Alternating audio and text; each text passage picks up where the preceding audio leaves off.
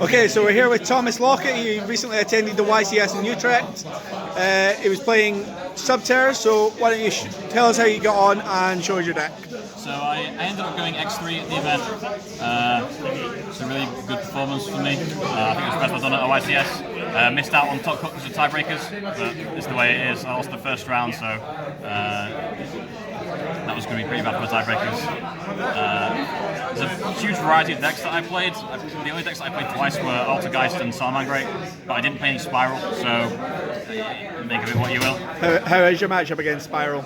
I'm fairly confident against Spiral. I mean, I've got cards main deck that are really strong against it as hand traps. And if I go first, and I open decent, then there's probably not a lot they can do to get into the game. So yeah, I'm fairly comfortable against Spiral. Side deck's really good for it too. So. Alright, so why don't you show us what you were playing, and then we can talk about your matches afterwards. Let's get into it. So the obvious ones, the 3 Gurus, 3 Finesses, and the Nemesis Archer. I do consider this to be like the absolute core of Subterror. I wouldn't expect to play the deck at all without these cards. You need this to get past certain problems by sending them face down. Obviously you want these. I did also play the Image Tricks this time around. I don't think this is as essential as the other Subterror cards, but there are some cases where it can come in handy, and there was a couple of times at the events where it was really good to have, but at the same time, a lot of the time when you want this, you can still win the game without it. So in that way, you get as many times when you draw it, you don't want it. I did side out a lot. One of the main reasons I chose to play it this time is because it's good against Shadows. They don't like having the constructs and windows banished and stuff, they don't get their fusion spells back. But I do see it as more of an optional card in the deck. For hand traps, 3 Ash Blossom. I don't think it's the greatest hand trap right now, it's not as good as it has been in the past, but it's still really good. Especially against like any odd decks that you might face, Ash Blossom will usually put in good work against them. It's not that great against Spirals because they can arrange their chains so that you can't block their effects, but it can still come in handy against them. It's Ash Blossom, you know how it is. It's always going to be a good card, even if it's not like the best hand trap in the game. I played 2 Draw, mainly for the Spiral decks, but because I didn't play against any Spiral, this ended up getting sided out quite a bit and not being all that useful. It's hard for me to say like, oh, I would cut it because I didn't use it, because then I would play against Spiral and I'd miss it. So don't really know what to say about this. I do think it's a great hand trap to play, but it didn't really come up as much as I would like. I played 3 copies of Dimension Shifter. This is a really good card right now. The only decks that really don't just lose to it are Altergeist and Subterror themselves. And even with Subterror and Altergeist, there are still aspects of it they don't like. Like against Altergeist, they can't go summon Melu to seek Link away for Linkery because it will get banished.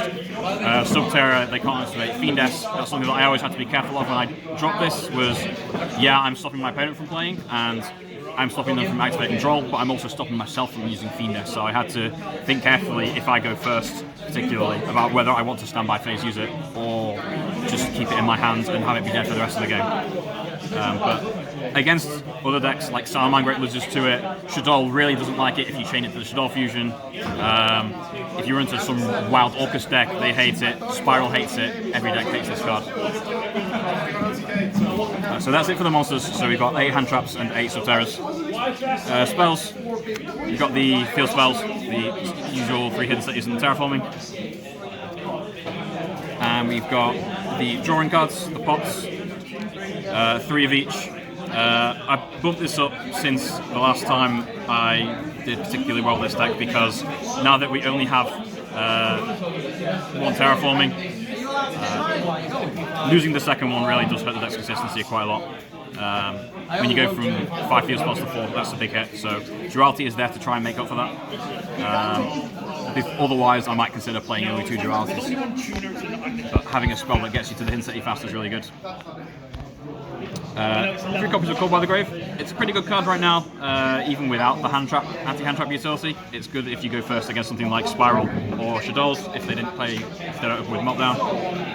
Various other decks that don't like their cards being hit by Called by the Grave.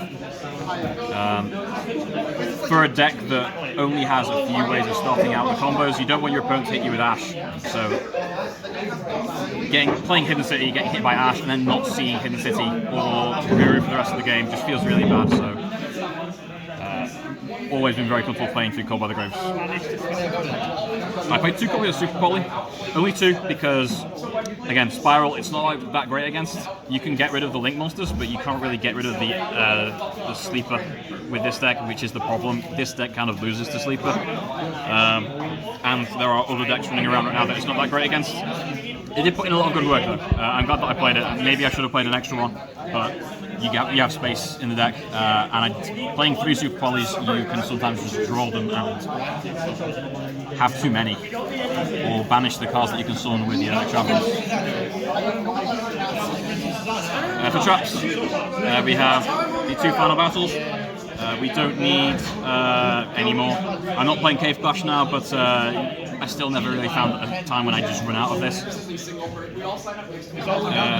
3 Judgments, one of the best things that has happened to Subterror since last year, more or less. Being able to negate Lightning Storms evenly matched, some people are maining. Also being able to negate summons for Altergeists. Often if you just negate a normal summon with this, it can end someone's turn. There's a surprising number of decks that just really rely on the normal summon right now. It's a great card, I'm sure I don't need to explain it very much to people. 2 copies of There Can Be Only One. In a similar vein to Super Poly, it's not as good now as it has been in the past. Spiral don't care about it that much. Shadows can play around it, the decks that can play around it now. But against the decks that do really hate it, it just destroys them. Like Salamangreats just can't play through this, Heroes can't play through this. So against those decks, it's still really good, and it still doesn't do anything to them either. It could maybe be a summon limit instead, but against Salamangreat, this is just spectrum summon. A couple of oddballs to finish things out. This is basically the 40th card. It was kind of a case of, well, normally I would play Crackdown, but I'm not playing any Link monsters in my extra deck anymore. I don't like Crackdown when you're not playing Link monsters, because then you take your opponent's monster and you just don't have anything to do with it. Metaverse, again, as mentioned, opening with Hidden City and not being able to search, and because your opponent ashes you or something like that, or just not opening the Hidden City is really painful. There are a lot of times previously where I would open with like Dimension Shifter, I'd be able to use it and just end my opponent's turn, but have no follow-up. This can give me some sort of follow-up to it. Again, just losing that extra copy of Hidden City effectively terraforming was a real pain. So that's the main deck, 40 cards. Move on to the extra deck. I've actually not sorted this, so you'll have to bear with me. I'll just sort of show them all at once. We're playing a lot of 2-offs, so you got basically 2 of everything, 2 Elysiums, 2 of this, 2 of this. This is the only one-off. I am very disorganized.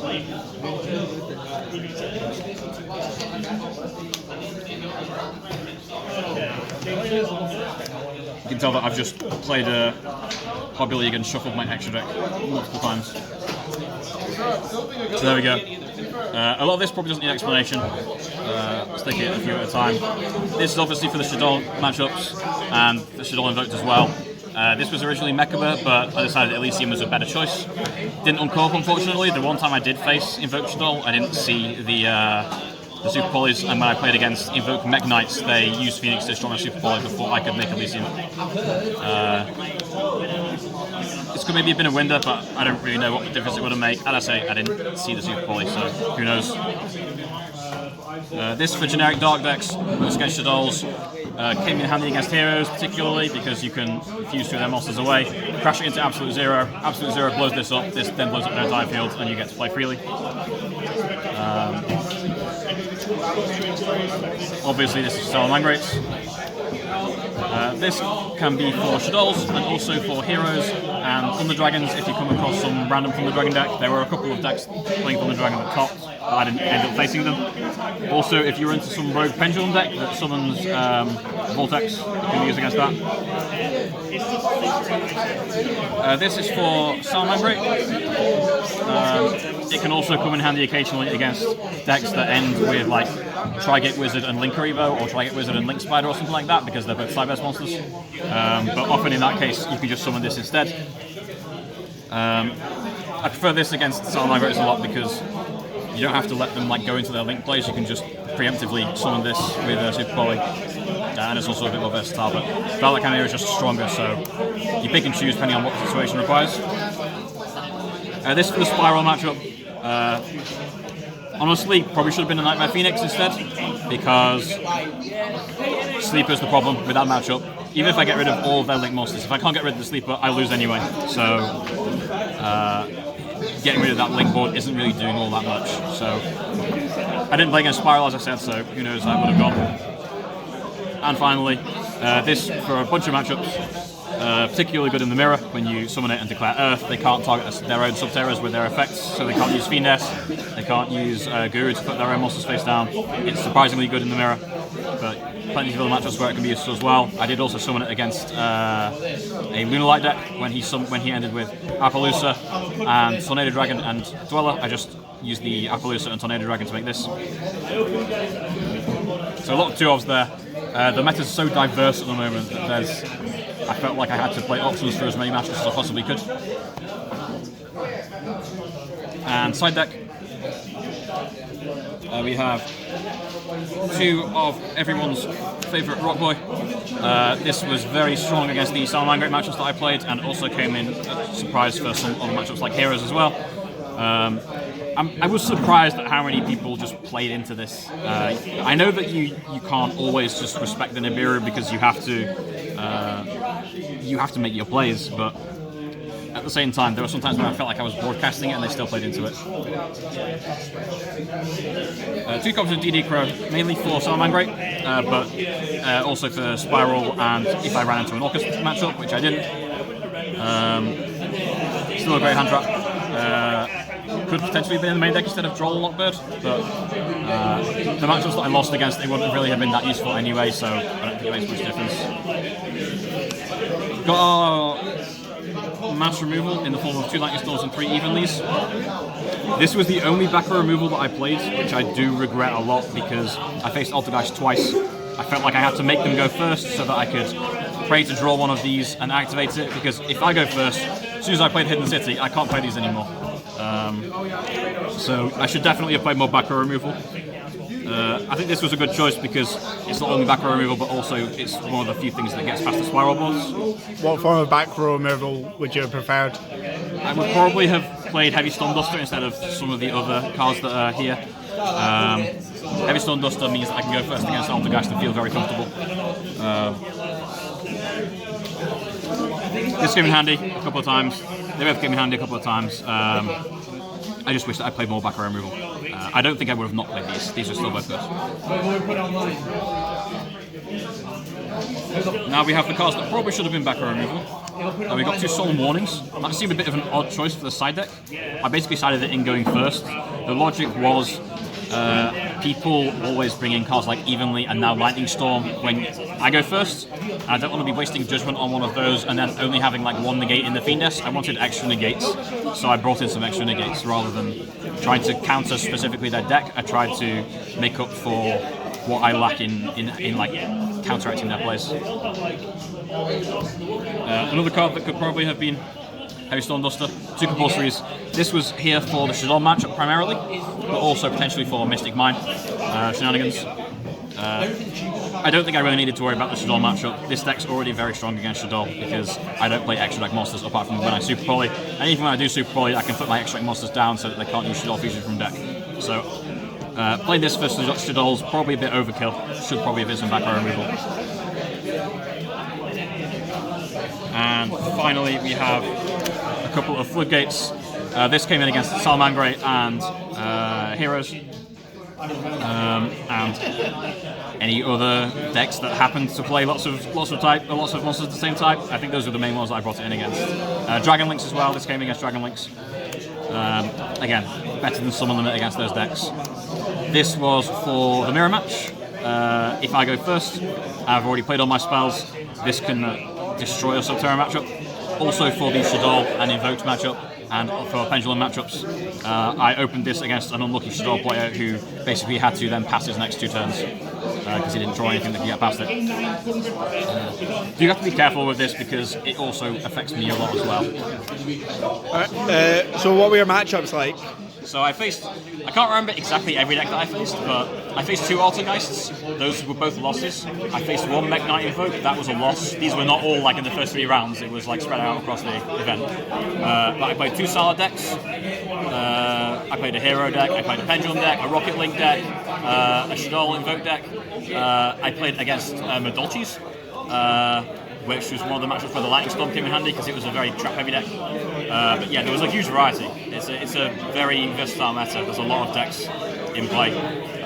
It's hard, as like a defensive deck that tries to beat the meta rather than be the meta, it's hard to decide on some of the cards to play, which is why you see so much of the sort of indecisiveness in having like a bunch of fusion monsters that I have 2 copies of, or 1 random copy of there can be only 1, or 2 compulsories in the side deck. There's a lot to take into account. Alright, so how have you changed the deck since the event? So I've kept the main deck the same. I've taken out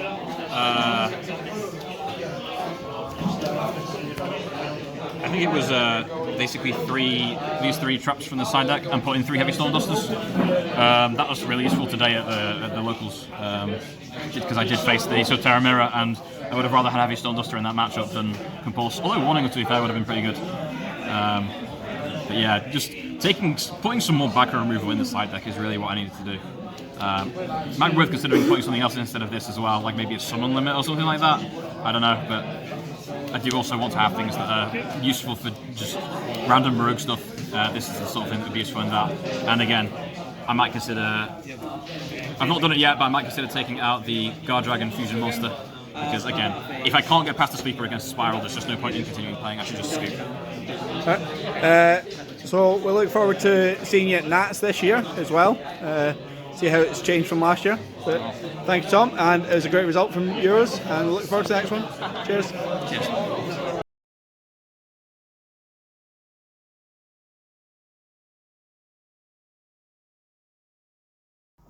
Shh, not a zombie channel.